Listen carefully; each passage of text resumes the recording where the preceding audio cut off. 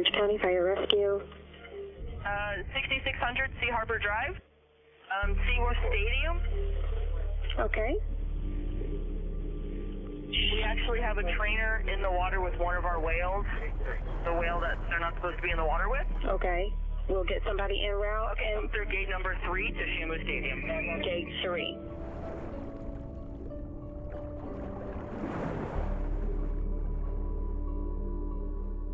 Orange County Sheriff's Office. We need SO to respond for a dead person at SeaWorld.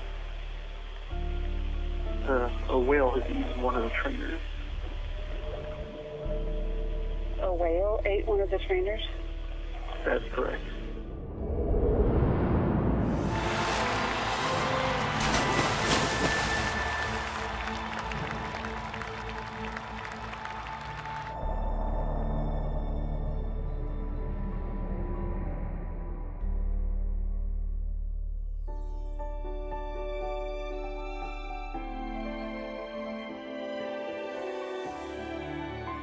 Do you believe?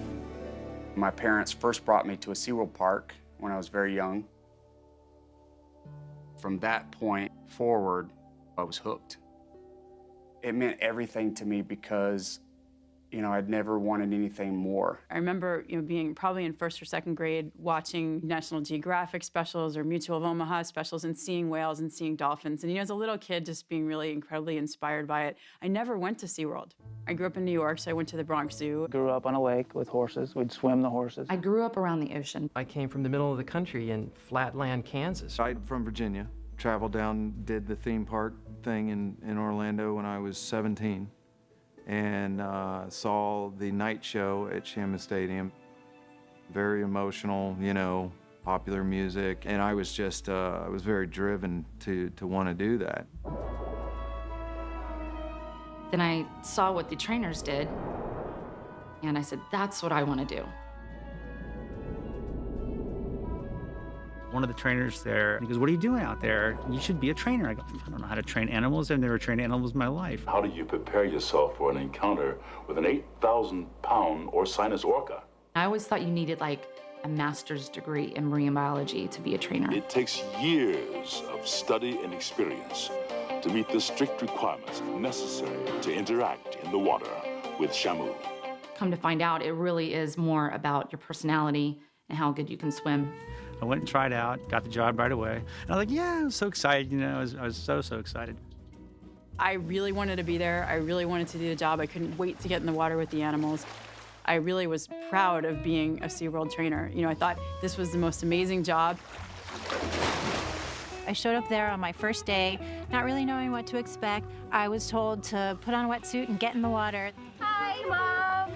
Oh, I was scared out of my wits. First of all, I put my wetsuit on backwards because I was raised on a farm in Virginia. Hi, Dan. My first thought and memory of that time was that dolphins are a lot bigger than they look when you get in the water next to them.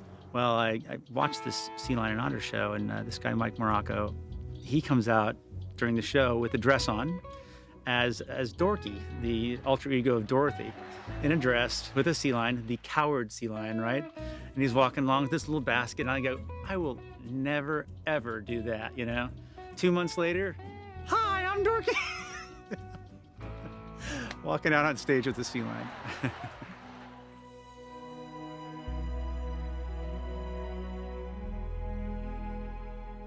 I was overwhelmed and I was so excited. I mean, just seeing a killer whale is breathtaking. I was just in awe. It's shocking to see how large they are and how beautiful they are.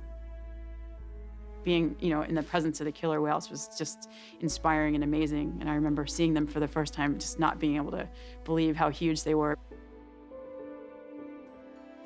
You're there because you want to train killer whales, and that's your goal.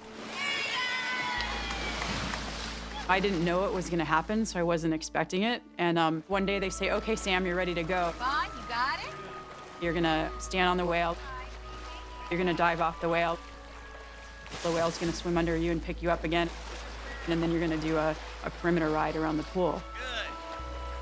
Keep moving. Just right at full slide out. They just told me to go do it, and I did it. Wow, I just rode a killer whale.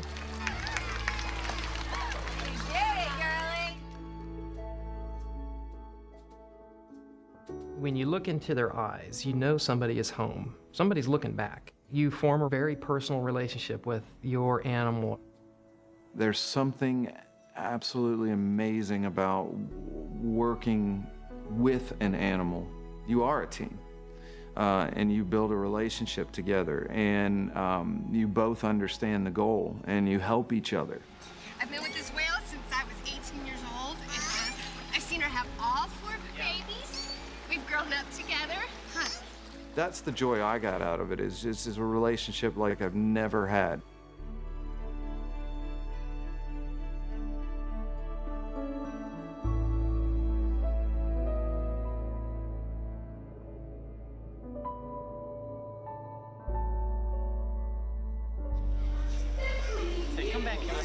Bro, I have to know, are you nervous? I'm scared. No. Nice hair, Jeff.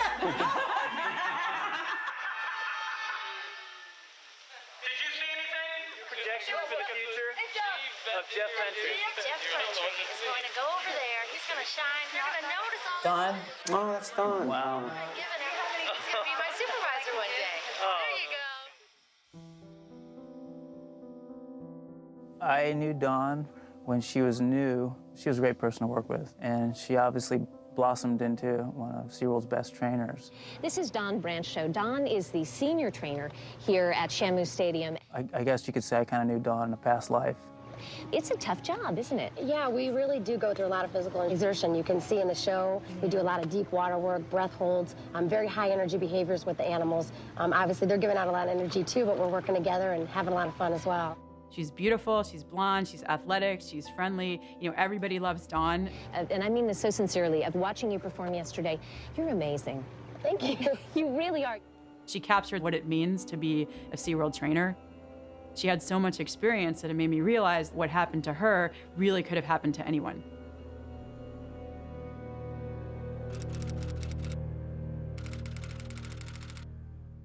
This is Detective Rivera with the Orange County Sheriff's Office. Today's date is February 24th, 2010. The time is 4:16. In the room with me right now is Thomas George Tobin. Is that correct? Correct. Did you see any blood in the water or anything like that? Well, that's part of it. She was scalped and there was no blood. Okay. So pretty much we knew then that the heart wasn't beating. Once they were able to pull her away, how did he let go of the... He didn't. He never let go of the arm? The arm. He swallowed it. He swallowed it? So the arm is nowhere. Right.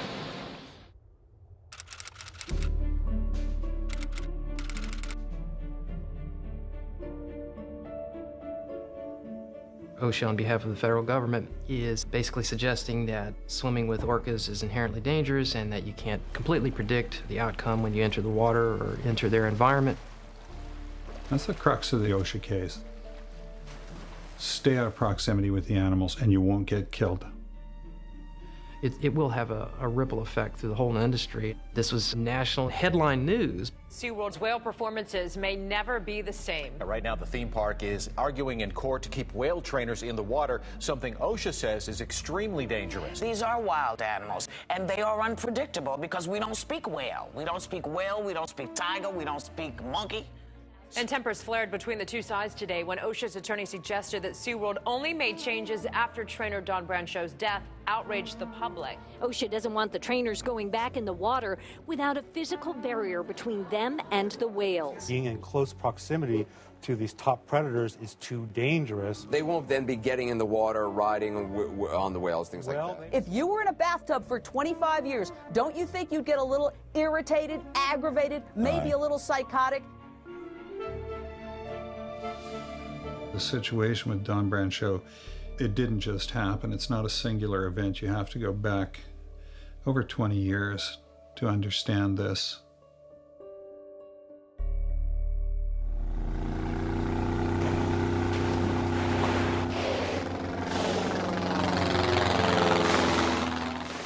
It was a really exciting thing to do, and so everybody wanted to do it. What were they telling you were going to do? Capture orcas. They had aircraft, they had spotters, they had speedboats, they had bombs they were throwing in the water. They were lighting their bombs with acetylene torches in their boats and throwing them as fast as they could to herd the whales into coves. But the orcas had been caught before, and they knew what was going on, and they knew their young ones would be taken from them.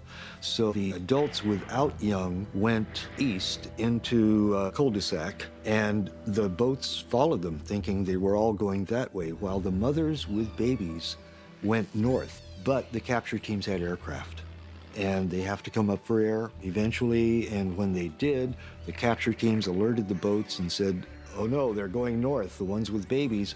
So the boats, the speedboats, caught them there and herded them in. And then they had fishing boats with seine nets that they would stretch across so none could leave, and then they could just pick out the young ones.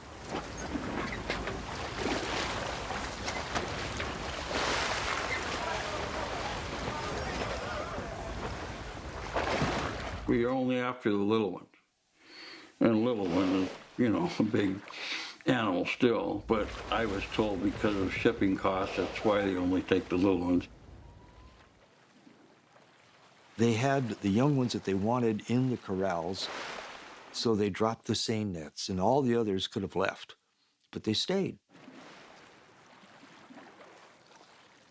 We're there trying to get the young orca in the stretcher, and the whole family is out here 25 yards away maybe in a big line, and they're communicating back and forth.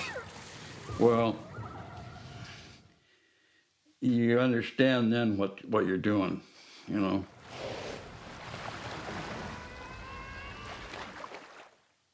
I lost it. I mean, I started crying. I didn't stop working, but I just couldn't handle it. And just like kidnapping a little kid away from her mother. Everybody's watching, what can you do? It's the worst thing I can think of, you know. I can't think of anything worse than that. Now, this really sounds bad, but when the whole hunt was over, there were 3 dead whales in the net. And so they had Peter and Brian and I cut the whales open, fill them with rocks, and put anchors on their tail and sink them. Well,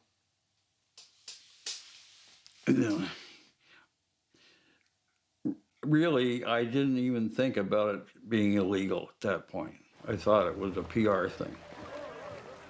They were finally ejected from the state of Washington by a court order in 1976. It was SeaWorld by name that was told, do not come back to Washington to capture whales. Without missing a beat, they went from Washington to Iceland and began capturing there. I've been part of a revolution to change of presidents in Central and South America, and seen some things that it's hard to believe, but this is the worst thing that I've ever done, is hunt that whale.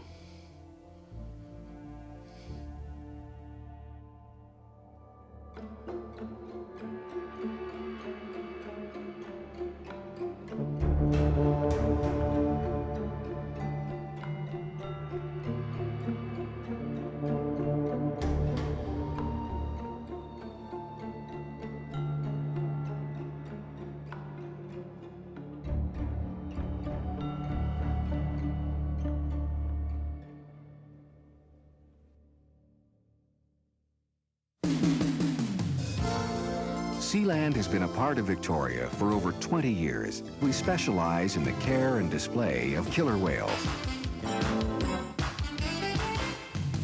By the time I started, when he was 4, he was up to 16 feet long and weighed 4,000 pounds.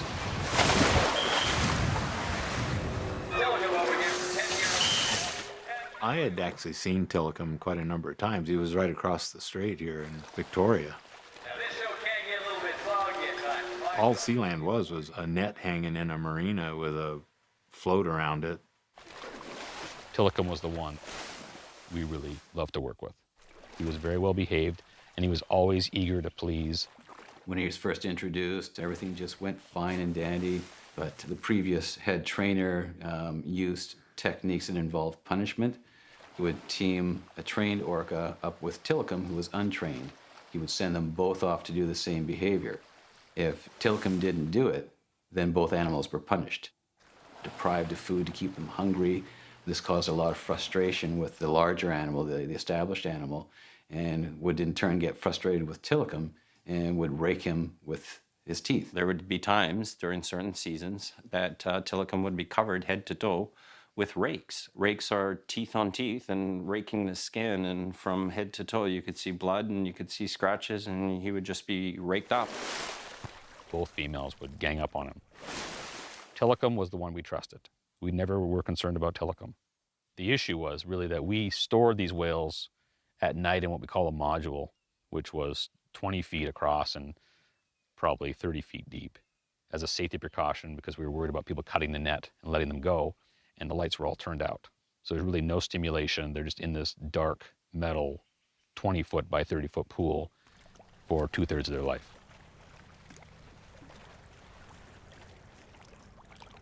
When we first started, they were quite small and quite young, so they fit in there quite nicely, but they were immobile for the most part.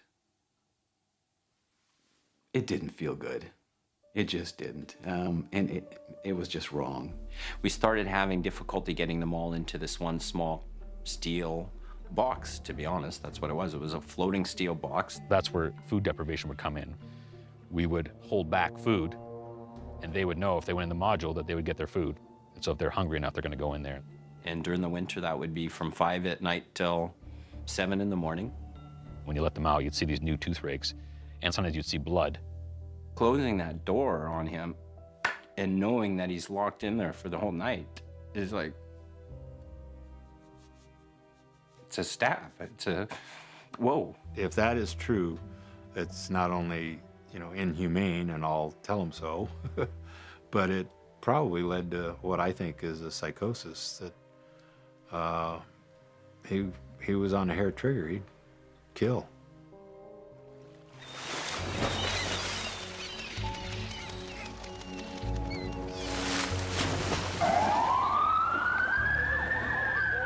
An employee is dead after an encounter at a Canadian park called Sealand of the Pacific. The victim, Kelty Byrne, was a championship swimmer and a part-time worker at Sealand. As seen in this home video, rescuers used a huge net to try. The workers' efforts were hindered by the agitated whales. I'd like to make the Pan Pacific teams this summer, but my more immediate goal is just to swim fast at nationals.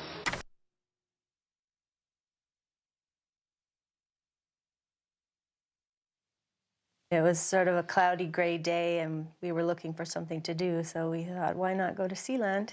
It was kind of like this dingy pool with these whales. And it just felt a little bit like an amusement park that was kind of on its last legs, and everything was a bit gray. Yeah, it was like a swimming pool. Yeah. 3 whales in a swimming pool. Yeah, and they would come up and touch the ball, and I think there was some tail splashing, and there was some jumping with the fish, and they hold the fish and the whales jump up. I remember saying, oh, what a fun job. She's so lucky. And then I saw her walking with her rubber boots, and she tripped, and her foot just dipped into the edge of the pool, and she lost her balance and fell in. And then she was pushing her way up to get out of the pool, and the whale zoomed over, grabbed her boot, and pulled her back in. At first, I didn't think it was that serious, because you see the trainer in the pool with the whale, and you think, oh, well, the whales are used to that, and then all of a sudden it started there was more swimming, more activity, more thrashing, and she was starting to get panicked, and then as it progressed, you started to realize, whoa, something's not right here. She started to scream, and she started looking around, and her eyes were like bigger and bigger, and realizing that I really am in trouble here. And then they would pull her under, And then they would come up, and then when they came up, she'd be, help me, help me. And then they'd take her down again. And she would be submerged for several seconds up to, I don't know, maybe a minute. You're not keeping track. So, you know, it was harder and harder for her to get the air in because she was screaming. And my sister remembers her saying, I don't want to die.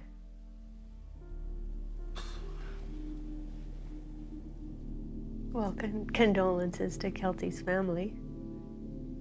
Yeah. That we couldn't help her. It's pretty wretched. Sealand closed, well, it's probably a good thing. I mean, it was a little pond. And I think the owner, you know, made the right decision for whatever reasons. I don't believe he's a bad guy, a bad man. I think he was shocked by the whole affair, too. The blush was gone from the business, and he decided that that was it. We should shut down. And no one ever contacted us. There was an inquest. No one ever asked us to say what happened. Yeah. You know, we just left. Yeah, there was no big lawsuits afterwards, and there's no memorial. And, you know, the only thing remaining of Kelty Byrne is you know, what's left in the folks' minds who recall the case. So in the newspaper articles, the cause of death was that she drowned accidentally, but, you know, she was pulled under by the whale. Well, there's a bit of smoke and mirrors going on. I mean, one of the fundamental facts is that none of the witnesses were clear about which whale pulled Kelty in. Yes, yeah, it was the large whale, Tilikum, the male, is the one that went after her. And the other two just kind of circled around, but he was definitely the instigator. And we knew it was that whale because he had the flopped over fin. Like, it was very easy to tell.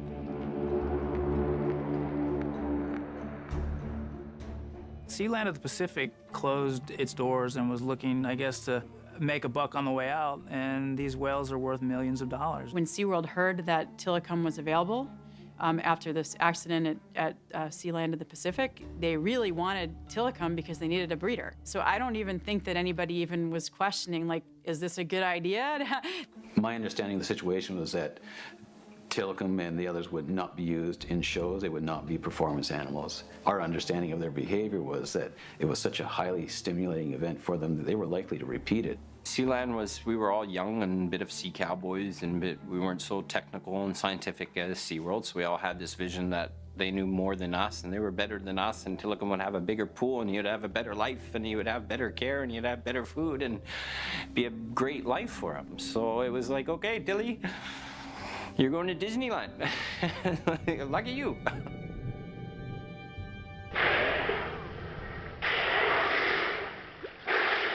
The orca's intelligence may be even superior to man's. As parents, they are exemplary, better than many human beings. And like human beings, they have a profound instinct for vengeance. Dino De Laurentiis presents Orca. If you go back only 35 years, we knew nothing, in fact, less than nothing. What the public had was superstition and fear. A fight to the death between the two most dangerous animals on Earth. What in hell are you? These were the vicious killer whales that, you know, had 48 sharp teeth that would rip you to shreds if they got a chance. What we learned is that they're amazingly friendly and understanding and intuitively want to be your companion. Are you recording this? And to this day, there's no record of an orca doing any harm to any human in the wild.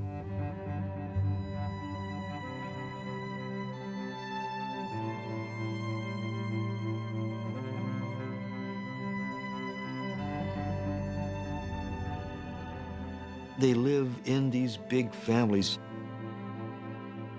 and they have lifespans very similar to human lifespans. The females can live to about 100, maybe more, males to about 50 or 60, but the adult offspring never leave their mother's side. Each community has a completely different set of behaviors. Each has a complete repertoire of vocalizations with no overlap.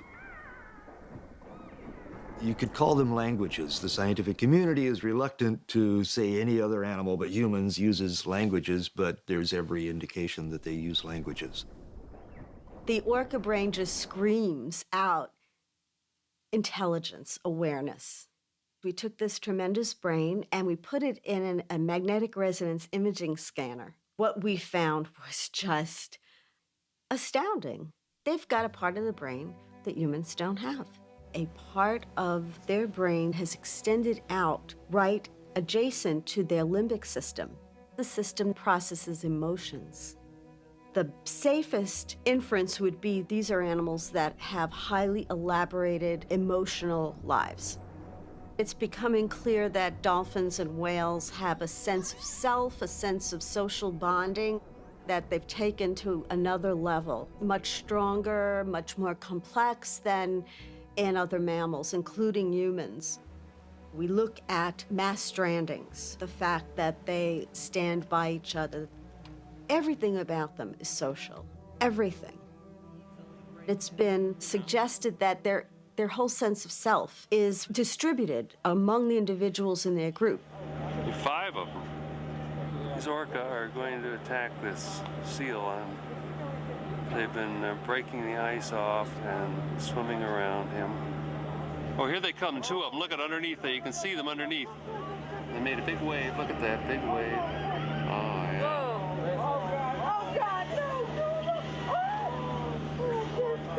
If you can't watch the bullfight, you better leave.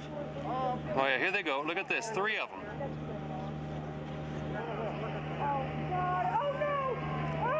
It's all over. No, not quite. Yeah, it's all over. It's all over.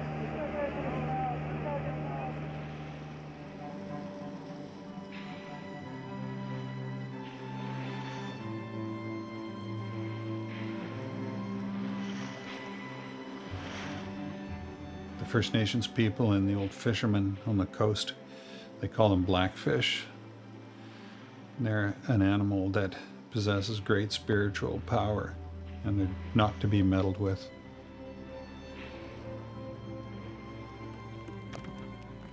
I've spent a lot of time around killer whales, and they're always in charge. I never get out of the boat. I never mess with them. The speed and the power is quite amazing.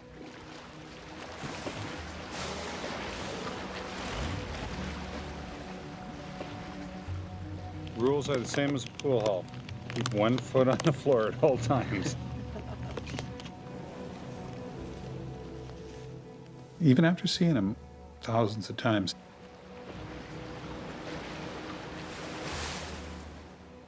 you see them and you still, wake up.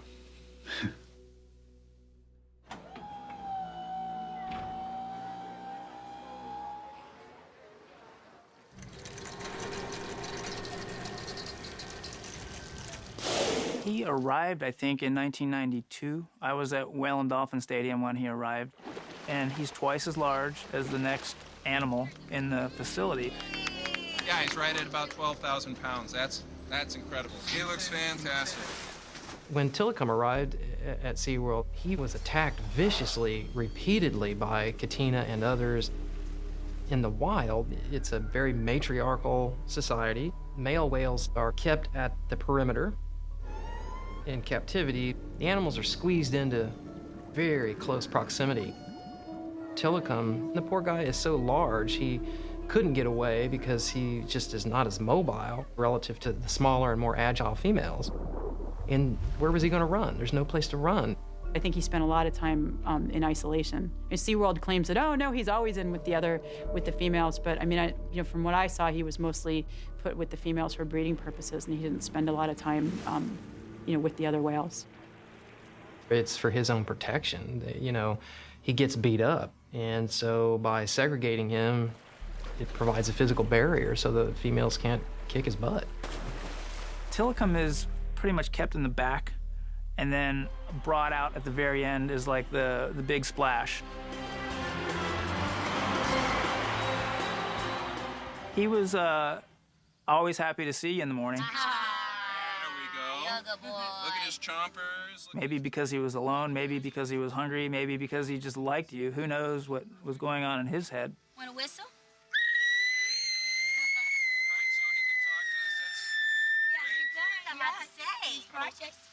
That was really loud. Terrific.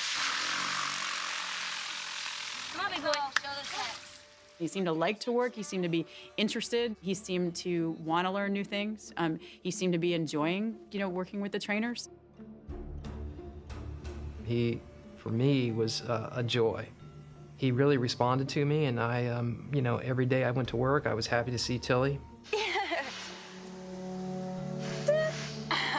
That's cute. You're being too cute. I never got the impression of him while I was there that, oh my God, he's the scary whale, not at all. Maybe some of it's just our naivety or whatever, because we weren't given the full details of Kelty's situation. I was under the impression that Tilikum had nothing to do with her death, specifically that it was the female whales who were responsible for her death. What I found really odd at first was the way they were acting around this whale, and what they had told us seemed to me to be two different things. The first day he arrived, I remember one of the senior trainers at SeaWorld, Tilikum was in a pool and she was walking over a gate and she had her wetsuit unzipped and was tied around her waist, and she was making cooing noises and going, "Hey, Tilikum, what a cute little whale." And she was like just, kind of play talking at him, and one of the supervisors said, "Get her out of there," and just screamed at her, like get her away from there, like they were so worried that something was gonna happen. And I remember thinking, why are you guys making such a big deal out of this when he didn't actually kill her?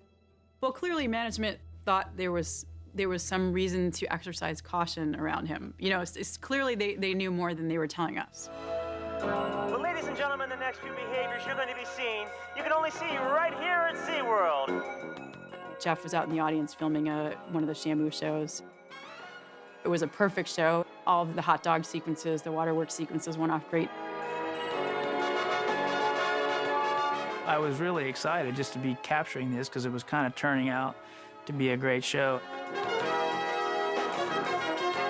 A show that's kind of complete, it probably only happens a few times a week. At the very end of the show, Liz was working Tilikum, and apparently Tilikum lunged out of the water at her. And I had captured Tilikum coming out of the water, kind of turning sideways, and appeared to me to try to grab Liz. And at that moment, the tape became unusable. I was just kind of basically instructed to get rid of the tape.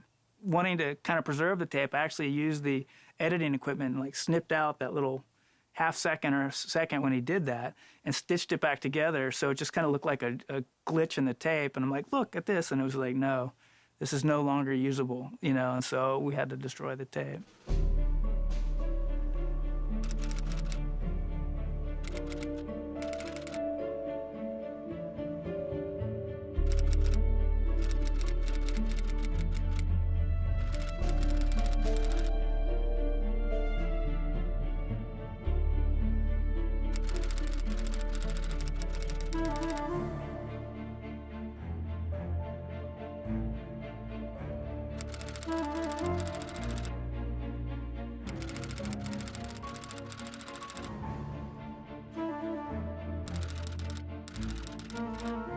It's pretty outrageous that SeaWorld would claim there was no expecting Tilikum to come out of the water because they had witnessed him coming out of the water, and it's written into his profile. He lunges at trainers.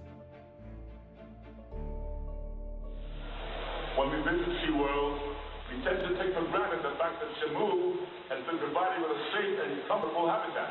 And everything trained is an extension of the killer whale's natural behavior. I spewed out the party line during shows. I'm totally mortified now. There's something like, look at Namu. Namu's not doing that because she has to. Namu is doing this because she really wants to. Oh my gosh. Some of the things I'm embarrassed by, so embarrassed by. At the time, I think I could have convinced myself that the relationships that we had were built on something stronger than the fact that I'm giving them fish. You know, I like to think that, but I don't know that that's the truth. I had been there a while, and I had seen a few other things along the way that made me question why I was there and what we were doing with these animals. On November 4th, 1988, a killer whale at SeaWorld gave the performance of a lifetime.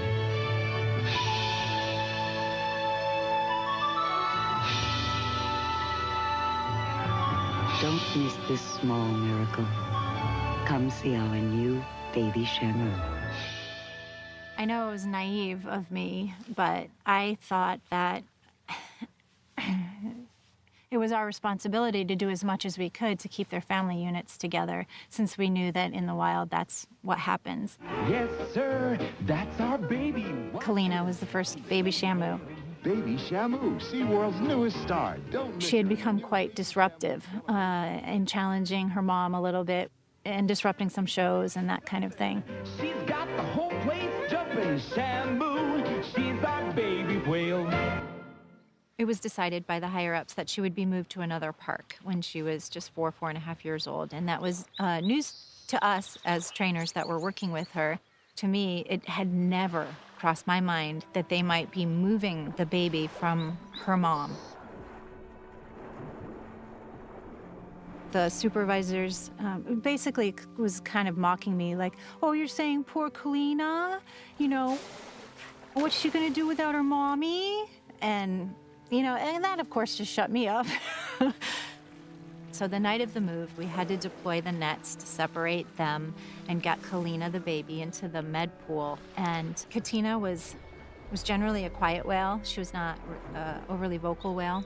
After Kalina was removed from the scene and put on the truck and taken to the airport, and Katina, her mom, was left in the pool, she stayed in the corner of the pool, like literally just shaking and screaming, screeching, crying. Like, I'd never seen her do anything like that. And the other females in the pool, maybe once or twice during the night, they'd come out and check on her, and she'd screech and cry, and they would just run back. There was nothing that you could call that, watching it, besides grief. Those are not your whales. You know, you love them, and you think, I'm the one that touches them, feeds them, keeps them alive, gives them the care that they need. They're not your whales. They own them. Kasaka and Takara were very close. Kasaka was the mother, Takara's the calf. Takara was special to me. They were inseparable. When they separated Kasaka and Takara, it was to take Takara to Florida. Once Takara had already been stretchered out of the pool, put on the truck, driven to the airport, Kasaka continued to make vocals that had never been heard before. They brought in the senior research scientist to analyze the vocals. They were long-range vocals. She was trying something that no one had even heard before, looking for Takara. That's heartbreaking. How can anyone look at that and think that that is morally acceptable? It's not. It is not okay. Stand by, Dean. Let's go live to SeaWorld, where Dan Gummersall is joining us for a sneak peek. Hi, Dean. Tell us about the new show. Good afternoon, Richard. The new show is the Whale and Dolphin Discovery. What it does is it shows the relationship we have between all our animals here at the Whale and There's so many things that were told to us that they tell you so many times that you start believing it, you know? So all the animals here get along very well. It's just like training your dog, really. I was blind, you know. I was a kid, you know. I didn't know what I was doing, really. Nice. Good job.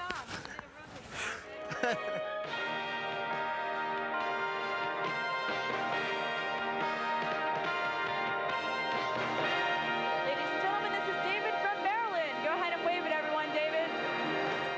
just really bought into what they told us.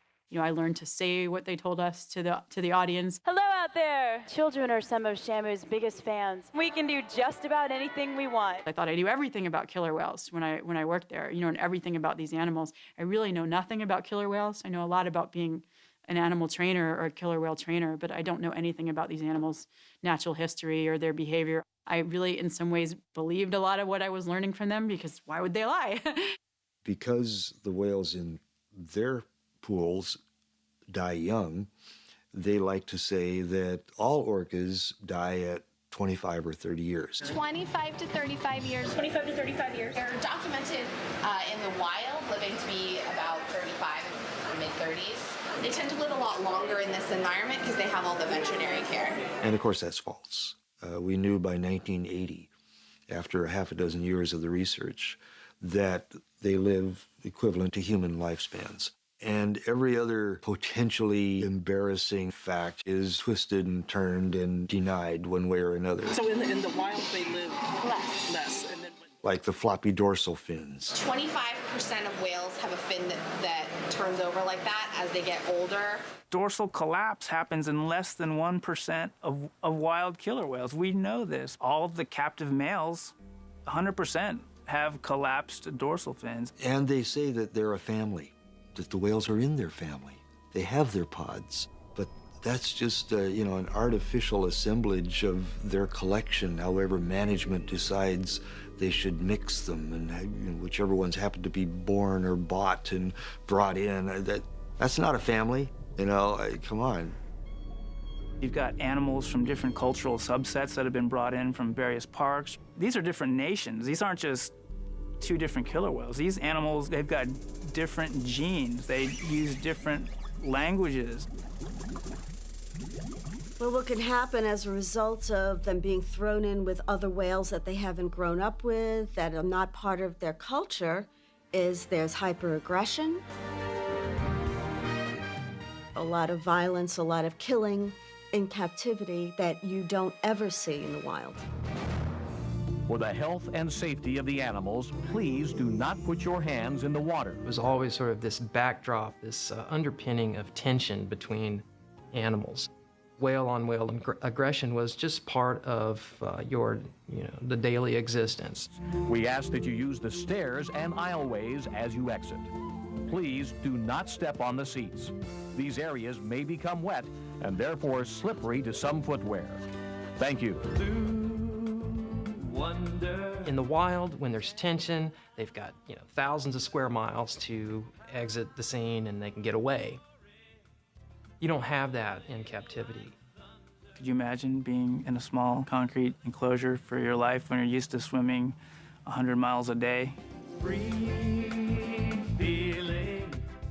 Sometimes this aggression became very severe, and in fact, whales have died in captivity because of this aggression. I think it was 1988, Candu trying to assert her dominance over Corky, rammed Corky. It fractured her jaw, which cut an artery in her head, and then she bled out. That's got to be a hard way to go down. I saw that there was just a lot of things that weren't right, and there was a lot of misinformation, and something was amiss. And I sort of compartmentalized that part of it and did the best that I could with the knowledge that I had to take care of the animals that were there. And I think all the trainers there have the same thing in their heart. They're trying to make a difference in the lives of the animals. You think that if I leave, who's going to take care of Tilikum? And that's why I stayed, because I feel sorry for Tilikum. I mean, if you want to get down to the nuts and bolts of it, I stayed because I feel sorry for Tilikum. And I couldn't bring myself to stop coming and trying to take care of him.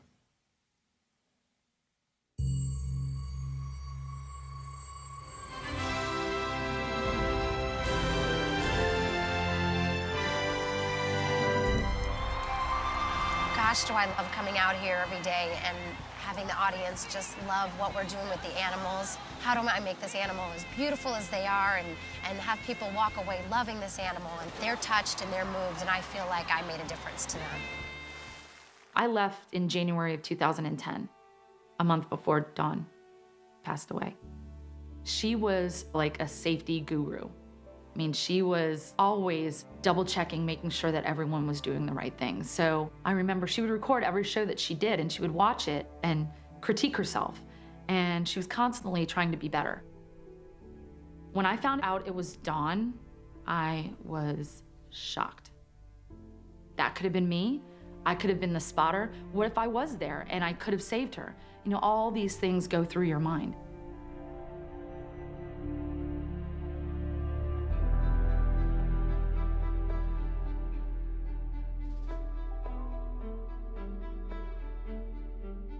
John Sillick is the guy who in 1987 was crushed between two whales at SeaWorld of San Diego. Now, even though I'd been working at SeaWorld for 6 months, I had no idea that that had even happened. I never even heard that story. And the SeaWorld party line was that, well, it was a trainer error. It was John's fault, John's fault. He was supposed to get off that whale. And for years, I believed that, and I told people that.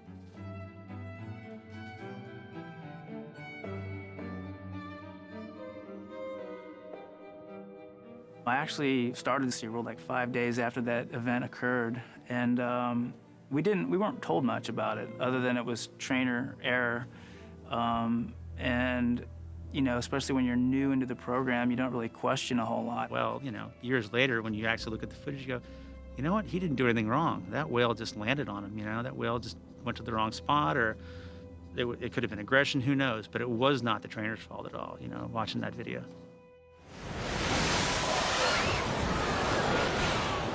When I saw the video of the killer whale landing on John, I mean, it just absolutely took my breath away. I gasped. I watched it 2 or 3 times, and every time I saw that, I just gasped. I could not believe what I was seeing. What kept his body together was that, his wetsuit basically held him together. But I know he's had multiple surgeries, and he's got tons of hardware in his body. And it's hard for me to believe that I didn't actually see that video while I was actually an animal trainer, because it seems to me that every person who works with killer whales should have to watch that video.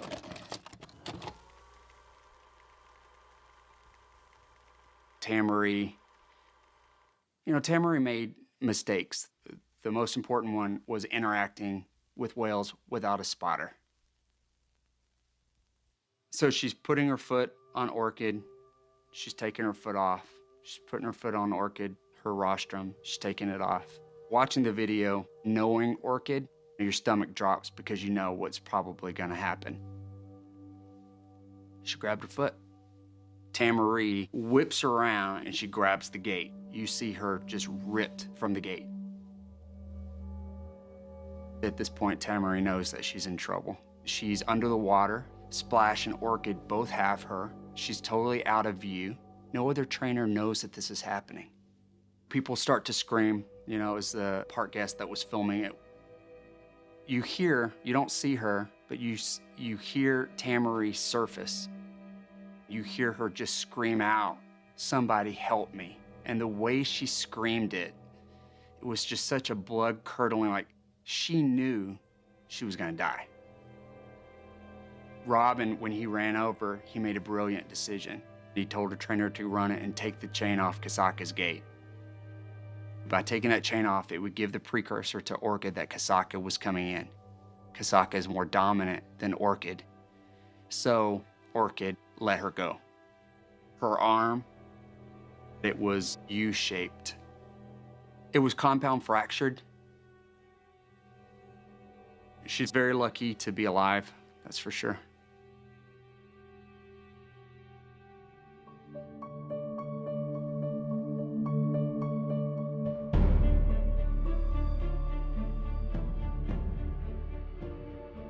I believe it's 70 plus, maybe even more, just killer whale trainer accidents. Maybe 30 of them happened prior to me being actually hired at SeaWorld, and I knew about none of them. I've seen animals come out at trainers.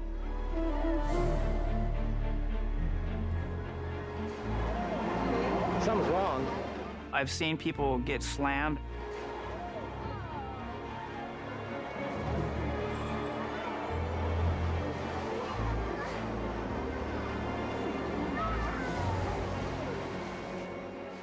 The whales, they're just playing or they're upset for a second.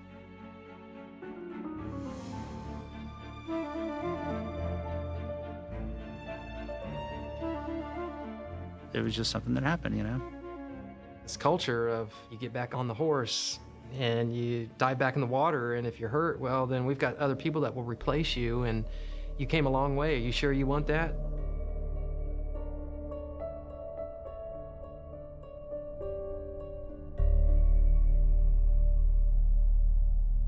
A SeaWorld trainer is recovering today after a terrifying ordeal in front of a horrified audience.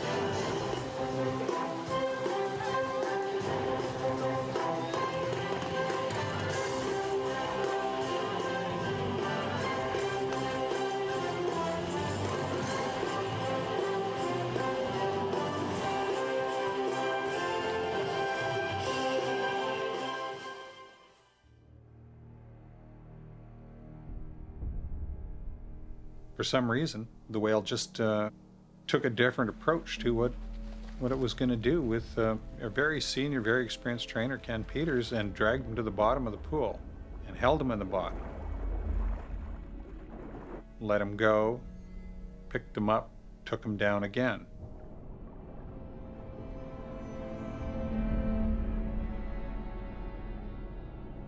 And these periods he was taken down were pretty close to the mark. You know, minute 20.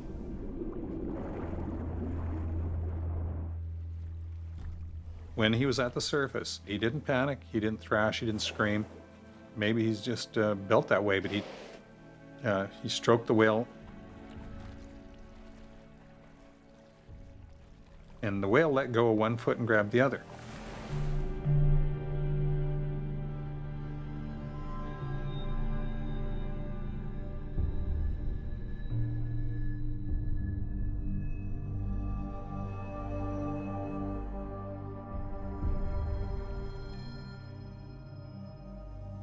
That's a pretty deep pool, and he took him right down. I think that's to 2 atmospheres of pressure. Apparently, Mr. Peters is an experienced scuba diver, and I think that knowledge probably contributed to how he was able to be hauled down there that quickly and stay calm and know what to do. He knew what he was doing, because when you can see him actually in the film, the depth is so good, you can see him ventilating. You can see him ventilating really hard. So he knows about swimming and diving and being underwater. He may have been assuming he was going under again. I did not walk away unimpressed by his calm demeanor during that whole affair. I would be scared shitless.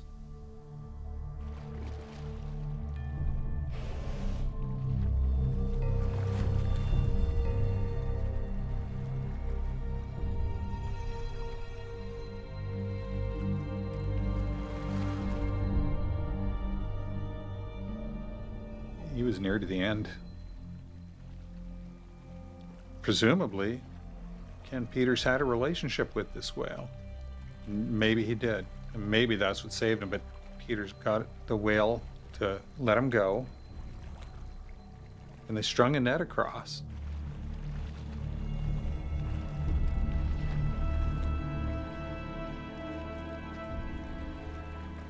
And Ken Peters pulled himself over the float line and swam like a demon to a slide out because the whale was coming right behind him.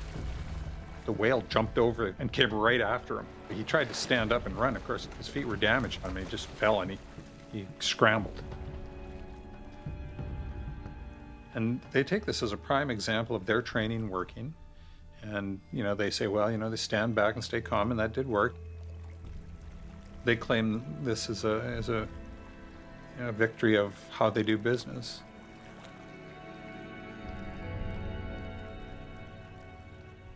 And maybe so, but it can also be interpreted as a hair's breadth away from another fatality.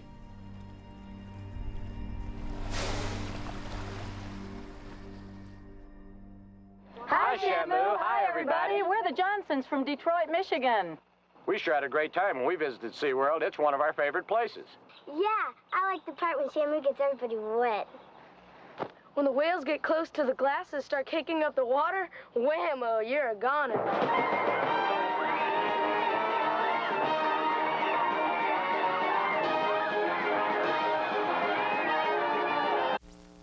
Orange County's sheriff deputies have identified the 27-year-old man found dead in a killer whale's tank at SeaWorld.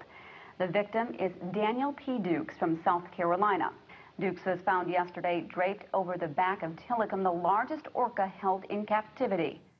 Well, all I know is the public relations version of it. He was a young man that had been arrested not long before he snuck into SeaWorld. Maybe he climbed the barbed wire fence around the perimeter and stayed after hours. Perfect storyline. A mentally disturbed guy hides in the park after hours and strips his clothes off and decides he wants to have a magical experience with an orca and drowns because he became hypothermic. Right, so that's the storyline, and none of us were there to know the difference. He was not detected by the night watch trainers who were presumably at that station. There are cameras all over SeaWorld. There are cameras all over the back of Shamu Stadium, pointing every which way. There are underwater cameras.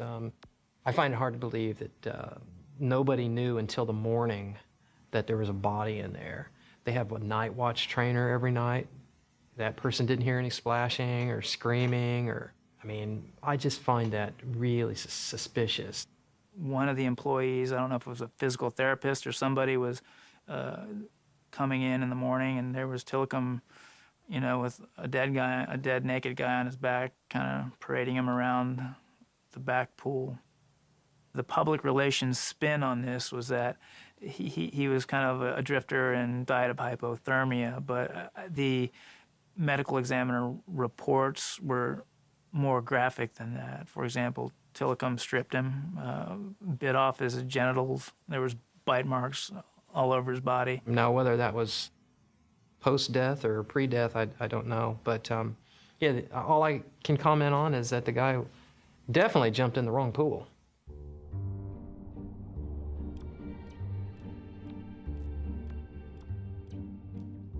So why keep Tilikum there?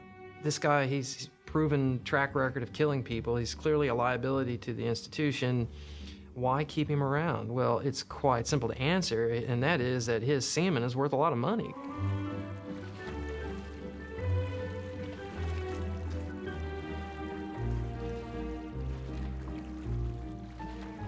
Over the years, Tilikum has been one of the main breeding whales at SeaWorld.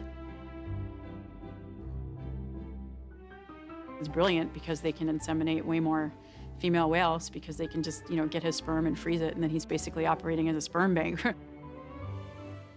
In a reputable breeding program, rule number one is you certainly would not breed an animal that has shown a history of aggression towards humans. Imagine if you had a pit bull who had killed, that animal would have likely been put down, but in the entire SeaWorld collection, it's like 54% of the whales in SeaWorld's collection now have Tilikum's genes.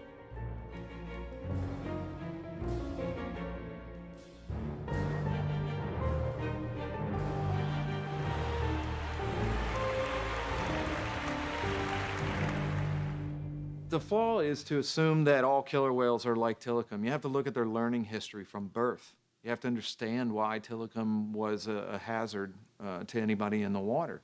And you have to understand that none of the other killer whales at SeaWorld or in that system are that way. What about the incident at Laurel Parque? First of all, I can't speak with specificity about Laurel Park. I wasn't there. In fact, I know very little about it, probably about as much as the general public knows.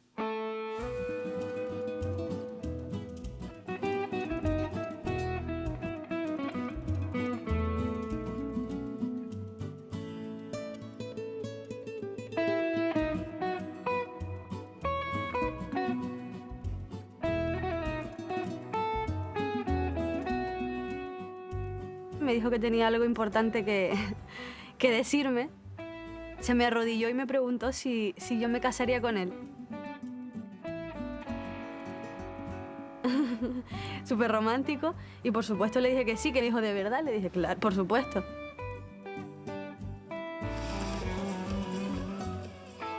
Él nunca se imaginó que iba a empezar que iba a trabajar en orcas de entrenador. Él tenía la idea de que iba a ser técnico. Y como le gustaban los animales, pues siempre le gustaron. Le encantó. De hecho, fue probarlo y le encantó.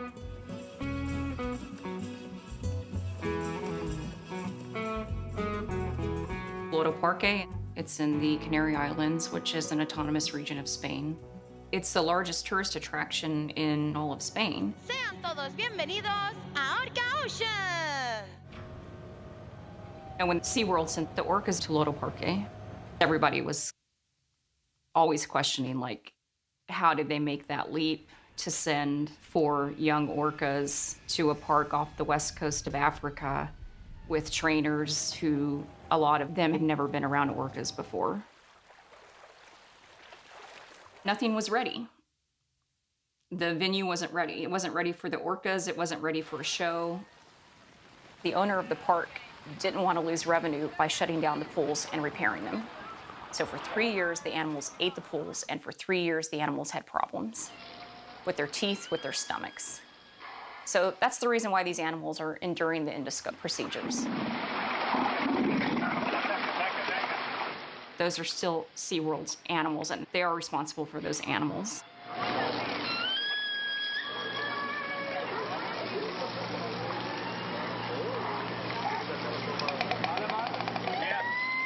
Loro Parque doesn't have a good reputation. People that work in the business know the reputation of places, and Loro Parque does not have a good reputation. They didn't spend the same amount of time as the SeaWorld trainers, did not go through the same regimen that the SeaWorld trainers went through. You know, and Alexis really was the best trainer. And I did say, I said, you know, you're the only trainer there that can hold its own with a SeaWorld trainer. And I said, you know, but you need to be careful.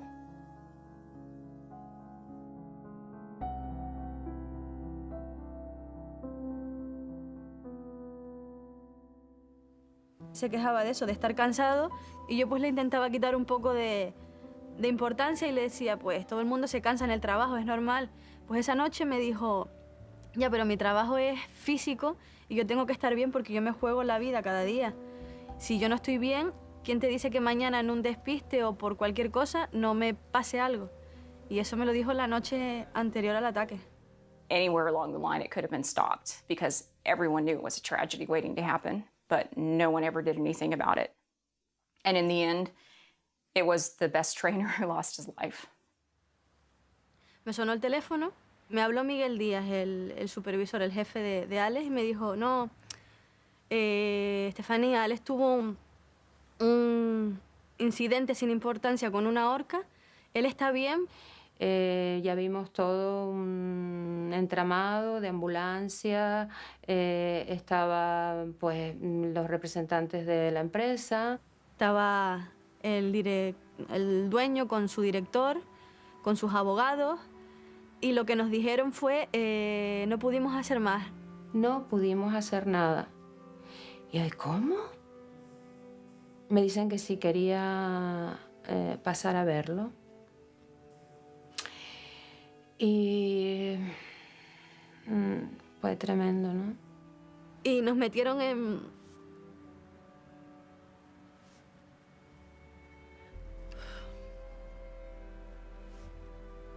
la sala donde estaba su cuerpo. Solo se le veía, recuerdo, en la cabeza. Estaba completamente tapado, pero sí recuerdo que me apoyé en su pecho y yo noté que algo ahí estaba mal. Efectivamente, tenía el esternón roto, pero sí tuve esa sensación de que el pecho estaba hacia afuera. Después, no sé, por lo que me dio fue por preguntar qué había pasado, porque yo no podía entender cómo me podían haber dicho que estaba bien y de repente llegar y encontrármelo pues así. Solamente le di un fuerte abrazo en la cara, te quiero, te quiero. Y ya con la misma me sacaron de allí y ya no supe más. Fue un accidente, pero pues yo no me quedé tranquila con eso. Al final el tiempo y la autopsia nos dio la razón y no fue un accidente, fue un ataque brutal. O sea, que fue un incidente o que fue un mal golpe, es mentira.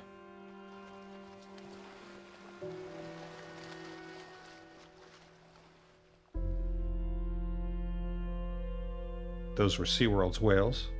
They were trained using SeaWorld's techniques. And their training was being supervised at the time of the fatal accident by one of their senior trainers from San Diego.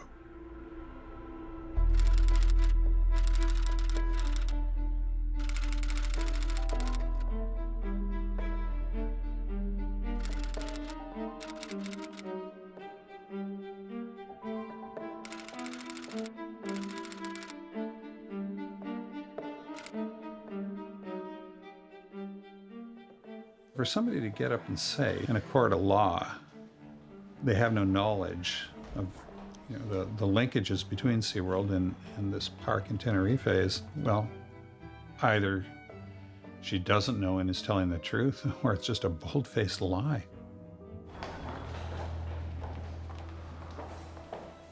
As trainers, we never forget Shamu's true potential. We see it each and every day. That's why all of our interactions are very carefully thought out, especially our waterwork interaction. Whoa!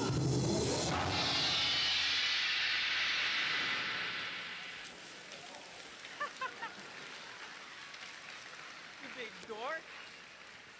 Especially our waterwork interactions, because they're potentially the most dangerous. I've been expecting it since the second person was killed.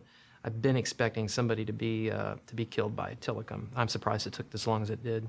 First tonight, a 6-ton killer whale has lived up to his name, killing an experienced trainer at SeaWorld Orlando today. A tourist at an earlier show said the animal seemed agitated. Trainers complained the whales weren't cooperating. The whole show, the main show, was a disaster that day. There was, whales chasing each other, and eventually the trainers decided that they had to stop the show because they couldn't get the whales under control. Tilikum was in the back pool, set up to do a Dine with Shamu performance with Dawn.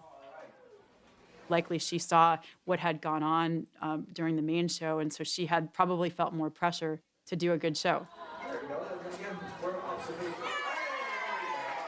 When you watch the whole video, you can see that Tilikum is actually really with Dawn in the beginning of the video. There's a couple of behaviors that she asks him to do where Tilikum just jumps right in and he does exactly what she asked him to do. I remember 12,000 pounds. We're going to show you how agile these guys are. 12,000 pounds. There seemed to be a point in the session where things went south, so to speak, and in my humble opinion, it was at that missed bridge, whistle bridge, on the perimeter peck wave. She asked him to do a perimeter peck wave where she asked him to basically go all the way around the pool and wave his pectoral flipper. So damn big though. And she blows her whistle, There we go. which is a bridge, which tells the animal that, okay, you've done a good job, come back and get food. But he missed that cue. He likes waving so much. And he went all the way around the pool on this perimeter pack wave. We're going to let him keep on waving. My interpretation is that he didn't hear the whistle. So not only did he not hear the bridge, then he went and did a perfect behavior and came back, and what he got was what we call a 3-second neutral response, which is just a way to let the animal know, no, you didn't do the correct thing, you're not going to get rewarded, and then we're going to move on. And then you can also see through the video that Dawn is running out of food. The animals can sense when you're getting to the bottom of your bucket of fish because they can hear the ice clanging around and the kind of fishy, soupy water at the bottom. And the handfuls of fish that they're getting delivered by the trainer are all getting smaller. So they know that they're coming down to the end of session. When you see the difference between the beginning of the video and the end of the video, you can see that he's just not quite on his game anymore. There was no food left. She kept asking him for more and more behaviors. He wasn't getting reinforced for the behaviors that he was doing correctly. He probably was frustrated towards the end. Then she walked around the perimeter of G-Pool. He followed her.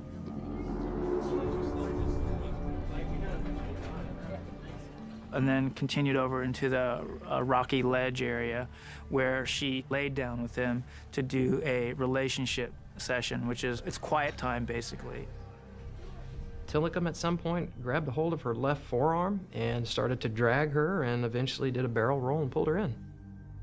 May have started as play or frustration and clearly escalated to be very violent behavior that I think was anything but play. In the end, he basically just completely mutilated that poor girl. They were gathering all the trainers at the Texas park. He said there's been an accident at the Florida park and a trainer was killed. Hearing that it was Don, I couldn't believe it. I just remember saying to myself, not Don, it can't be Don. He said that, and he still has her. And I just was so disturbed by that and the reality of how powerless we are. Avulsion, laceration, abrasion, fractures and associated hemorrhages, blunt force traumas to the main body, to the extremities. To see this meted out against a trainer, and I cannot fathom the reason. It's shocking. The lawyer for OSHA asked me what I thought we'd learned, and I'm sitting in the courtroom and I've got the Kelty Byrne case file in one hand, and I've got Don Brancheau in the other, and they're almost to the day 20 years apart, and I'm looking at these two things. My only answer is nothing. In fact, it's not a damn thing. We have not learned a damn thing for something like that to happen 20 years apart. Did you tell if it was an accident or if this... Did this female trainer work with this whale on a regular basis? I don't know. What apparently happens, we had a female trainer back in the whale holding area. She apparently slipped or fell into the tank and was fatally injured by one of the whales. At first, SeaWorld reported that a trainer slipped and fell in the water and was drowned. So that was the first report. It wasn't until eyewitness accounts disputed that they had to go back in their huddle and say, wait a minute, we got to come up with a new plan. New tonight, SeaWorld has confirmed the killer whale pulled the woman into the water. She didn't fall into the tank as the sheriff's department initially reported. The new plan is that he grabbed her ponytail. This is a subtle way of placing the blame on Dawn's shoulders. She shouldn't have had a long ponytail, or if she did have that ponytail, it should have been up in a bun. Dawn, if she was standing here with me right now, would tell you that that was her mistake in allowing that to happen. They blamed her. How dare you? How disrespectful for you to blame her when she's not even alive to defend herself.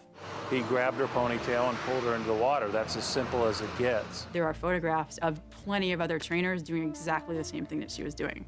So I knew that SeaWorld was lying about the fact that this was her fault. The ponytail, in all likelihood, is just a tail.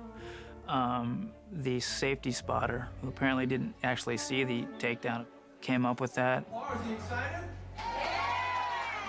Now, during the spotter's testimony, OSHA pushed him to say that he wasn't really sure that it was her ponytail that was in the whale's mouth, that he just saw her underwater and he assumed it was the ponytail. OSHA contends that the whale came up and grabbed Don Brancheau's arm, saying that that was another level of aggressiveness. And again, SeaWorld is saying it was not an aggressive move. One of SeaWorld's top curators, Chuck Tompkins, said when Don Brancheau was pulled off that ledge, it wasn't necessarily aggressive behavior by the whale. The initial grab was not an act of aggression. This is not a crazed animal. The industry has a vested interest in spinning these so that the animals continue to appear like cuddly teddy bears that are completely safe. You know, that sells a lot of Shamu dolls. It sells a lot of tickets at the gate. And that's the storyline that they're going to continue to stick with for as long as they can.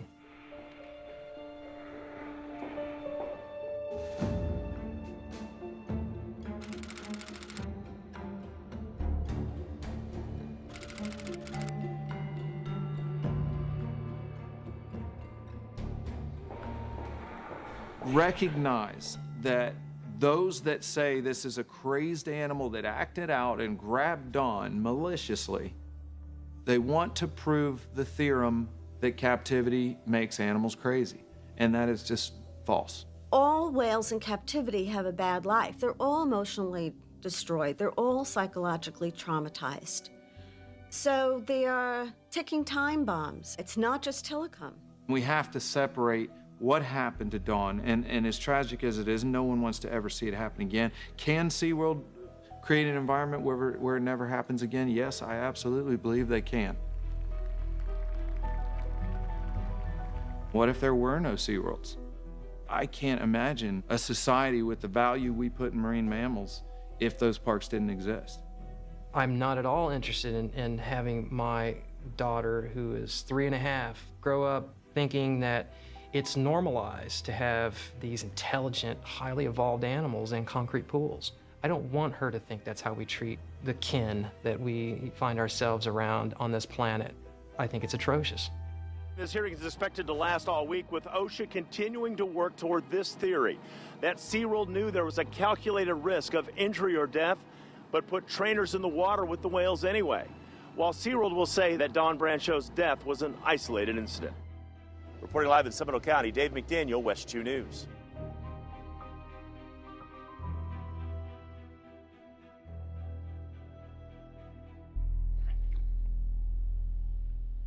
There's something wrong, you know, with Tilikum, that there's something wrong, and that's when you have a relationship with the animal and you understand that he's killing not to be a savage. He's not killing because he's just crazy. He's not killing because he doesn't know what he's doing. He's killing because he's frustrated and he's got aggravations, and he doesn't know how to, he has no outlet for it. Now, Tilikum is spending a great deal of time by himself and basically floating lifeless in a pool. 3 hours now, and he hasn't moved. They try to sugarcoat it by saying he comes out in the front pool every once in a while. Now he's doing shows. Really, you know what he does in a show? He does a few bows, and then he goes back into his little jail cell. That's his life. I feel sad for Tilikum. A regal thing like him swimming around the tank with his fin flopped over like that, you know, compared to a wild bull killer whale that size, you know, which is one of the most kinetic and dynamic things you can imagine. I feel sad when I see him.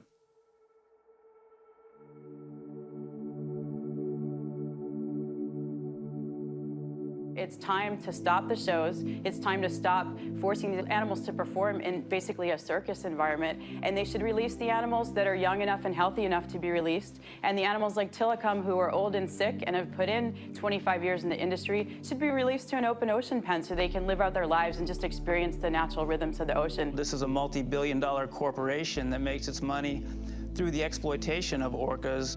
They're not suitable to have in captivity. The whales are really bored. You deprive them of all this environmental stimulation. I think that in 50 years, we'll look back and go, my God, what a barbaric time.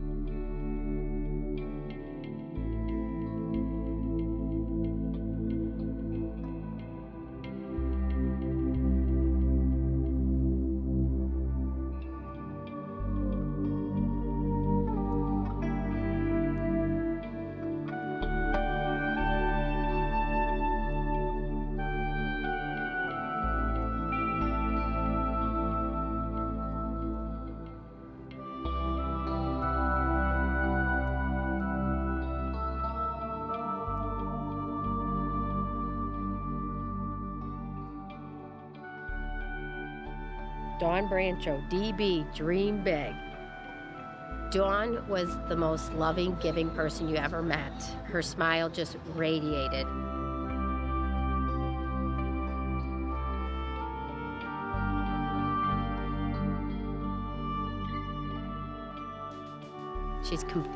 She fulfilled her life.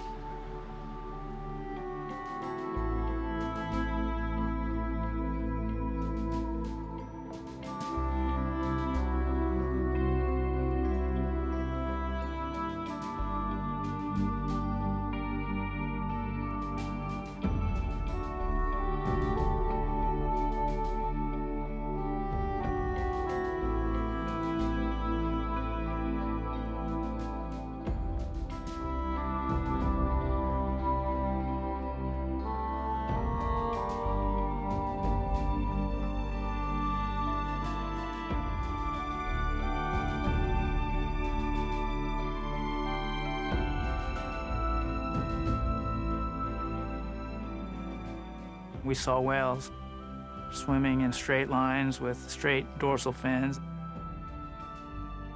I was so honored to be there.